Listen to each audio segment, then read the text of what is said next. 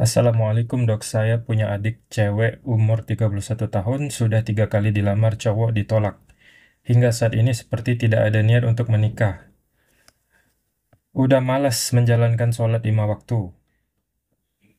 Kadang cara pikirnya tidak seperti umumnya orang. Benci banget dengan bapaknya, susah diatur, susah dinasihati, juga mikirnya hanya makan dan makan terus. Apakah itu ciri-ciri kena sihir ya dok? Oke, ini ada pertanyaan dari Instagram.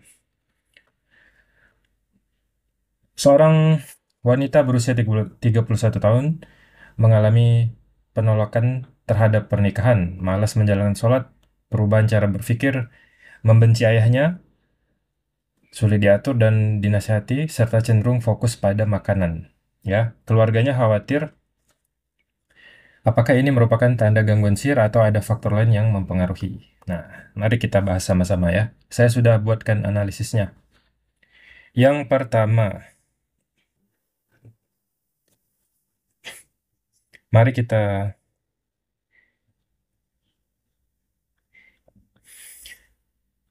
Mari kita lihat dari aspek medis dan psikologis ya. Sebelum menyimpulkan bahwa ini adalah gangguan sihir, penting untuk mempertimbangkan kemungkinan penyebab medis dan psikologis yang dapat menjelaskan perubahan perilaku ini. Pada kasus ini, gangguan psikologis yang mungkin berperan adalah yang pertama, depresi atipikal atau atypical depression. Gejalanya adalah meningkatnya nafsu makan, bukan kehilangan nafsu makan seperti pada depresi klasik. Nah, pada depresi klasik itu umumnya ya, orang itu kehilangan nafsu makan. Yang kedua, cirinya adalah mudah tersinggung, apatis, atau sulit menerima nasihat.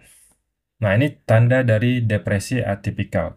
Yang ketiga adalah menarik diri dari aktivitas sosial, termasuk menolak lamaran. Nah, termasuk menolak lamaran.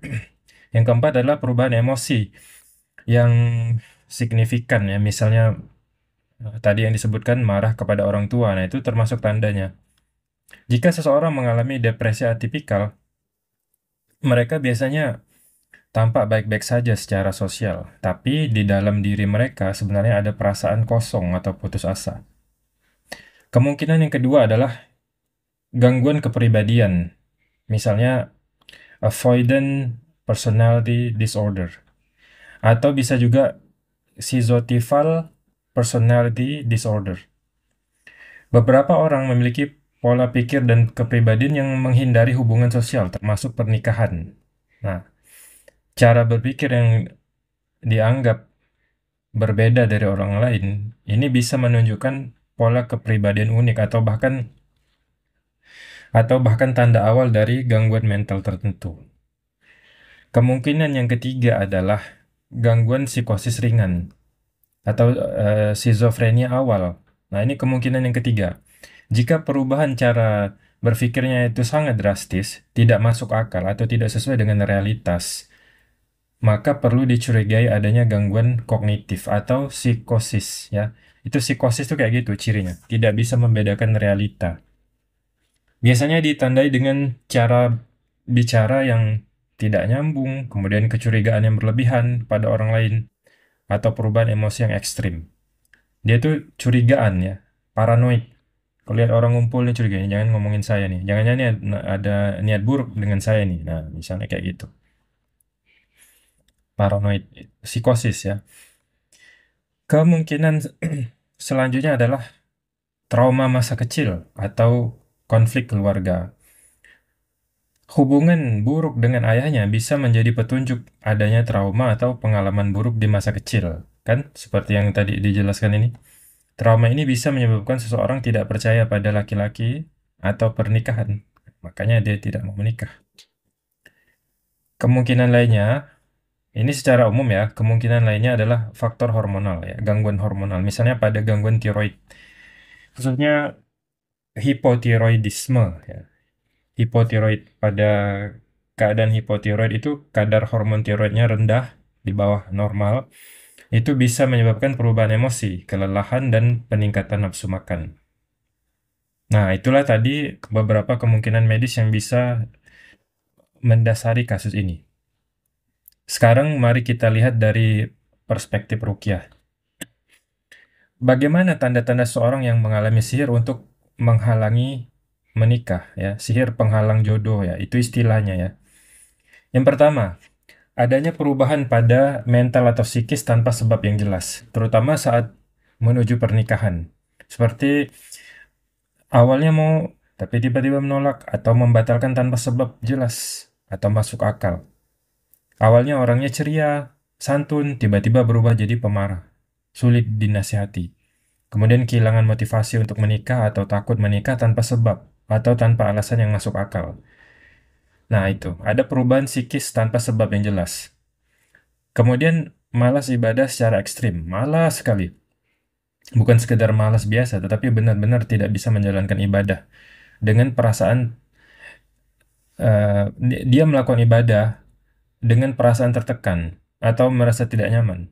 Tidak ada ketenangan. Kalau kita ibadah itu kan justru menenangkan. Nah, tanda lainnya adalah mimpi buruk atau mimpi aneh atau mimpi simbolik yang berulang-ulang. Misalnya mimpi simbolik tuh gini, mimpi orang mati, mimpi kuburan, mimpi kegelapan. Nah, bila sihirnya itu bertujuan untuk membuat efek ketakutan, melemahkan mental, dan menyakiti badan. Ini umum nih. Biasanya sihir yang tujuannya untuk menyakiti, bikin sakit gitu ya di badan. Biasanya pasien itu akan sering mimpi tentang kematian, tema kematian. Bertemu orang-orang yang sudah meninggal, keluarga, teman misalkan, atau idolanya selebriti misalkan, atau pemain bola yang sudah meninggal. Semua orang sudah meninggal.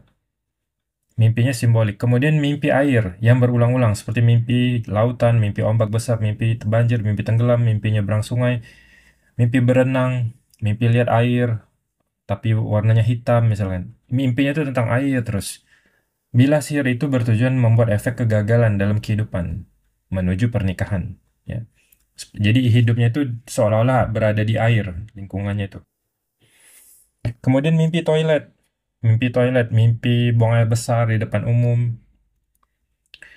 Sihir mimpi yang seperti ini ya, biasanya tuh pada sihir yang berefek membuat orang dijauhi orang lain, membuat dia senantiasa malu, tidak percaya diri. Seperti kalau kita ada di toilet tuh, malu kan? Mimpi BAB di toilet umum, tiba-tiba dindingnya itu ndak ada misalkan. Jadi pas dia lagi buang air tuh ada orang lewat ngeliatin dia kan, malu gitu. Sering mimpi toilet, mimpi masuk toilet kotor misalnya. Tanda lainnya adalah merasakan sakit di waktu tertentu, misalnya sakit kepala setiap menjelang waktu maghrib, tanpa ada sebab medis yang jelas. Merasa panas di wajah saat sholat, merasa berat di pundak saat sholat, dan yang lainnya. Ya, ada sakit medis, ada gangguan medis atau gangguan di badan yang dirasakan, tapi sebabnya tidak jelas. Nah, itulah tanda-tanda seseorang terkena sihir yang bertujuan menghalanginya menikah. Kalau kita lihat dari kasus ini, tanda dan gejalanya ya, memang ada kemiripan dengan gangguan medis. Bedanya adalah bila gangguan itu bersifat medis, maka biasanya akan dijumpai sebab yang jelas atau masuk akal. Sedangkan gangguan gaib, kita curiga itu gangguan gaib bila sebab atau alasannya tidak ada, atau ada tapi tidak masuk akal. Oke, kesimpulannya, kemungkinan terbesar dalam kasus ini adalah faktor psikologis atau uh, kemungkinan trauma masa lalu, tapi tidak menutup kemungkinan adanya faktor gangguan jin atau sihir penghalang jodoh. Ya, wallahu a'lam bishawab. Maka ini saran saya. Langkah pertama adalah memeriksakan kondisi psikologis pasien terlebih dahulu ke psikolog atau psikiater, biar dievaluasi mentalnya ya. Jika tidak ditemukan penyebab medis, maka lakukan ruqyah mandiri atau minta bantuan peruqyah syariah. Ya, kalau memang tidak ada gangguan medis, mentalnya normal ya, ya sudah coba diruqyah ya. Jika memang ada trauma keluarga, coba lakukan pendekatan yang lebih halus untuk memahami akar masalahnya. Nah, selanjutnya tetap beri dukungan pada pasien ini, tapi jangan paksa dia untuk menikah. Dukung dia untuk menikah, tapi jangan dipaksa. Fokus saja pada kesejahteraan mental dan spiritualnya terlebih dahulu. Jangan menambah stresor, karena itu hanya akan memperburuk situasi.